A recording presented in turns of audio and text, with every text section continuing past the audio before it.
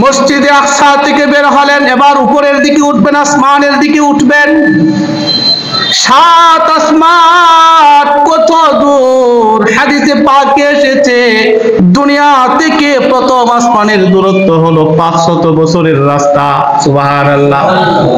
500 বছর যদি দ্রুতগামী কোনো ঘোড়া অথবা কোনো বাহন দিয়া কোনো ব্যক্তি যাতায়াত করে 500 বছর যাতায়াত করার পরে যতটুকু যেতে পারবে, প্রথম এই দুনিয়া থেকে প্রথম আসমানের দূরত্ব হলো ততটুকু। সুবহানাল্লাহ। তারপরে প্রথম আসমান থেকে দ্বিতীয় আসমান, ওইখানে একটা মহাশূন্য আছে, সে তার দূরত্ব হলো 500 বছরের রাস্তা। দ্বিতীয় আসমান থেকে তৃতীয় আসমান, সেটাও 500 বছরের রাস্তা।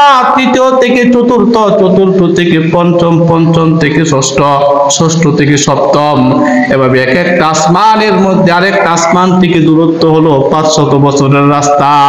সুবহানাল্লাহ। তারপরে সপ্ত আসমান, সপ্ত আসমানের পরে সিদরাতুল মুনতাহা। সিদরাতুল মুনতাহা সপ্ত আসমান থেকেও 500 বছরের রাস্তা দূরে হলো সিদরাতুল মুনতাহা।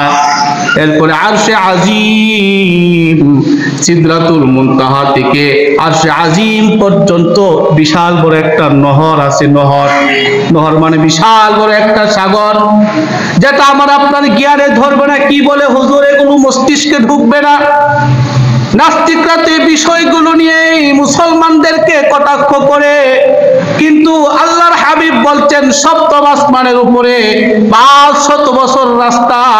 500 বছর রাস্তা অতিক্রম করার পরে সিদরাতুল মুনতাহা, সিদরাতুল মুনতাহা থেকে আরশে আজিম পর্যন্ত আল্লাহ তাআলা বিশাল বড় আকারের একটা নহর রেখেছেন, মহাসাগর রেখে দিয়েছেন। সেই মহাসাগরের দূরত্ব সিদরাতুল মুনতাহা থেকে আরশে আজিম পর্যন্ত, সেই মহাসাগরের দূরত্ব হলো 500 বছরের রাস্তা। সুবহানাল্লাহ।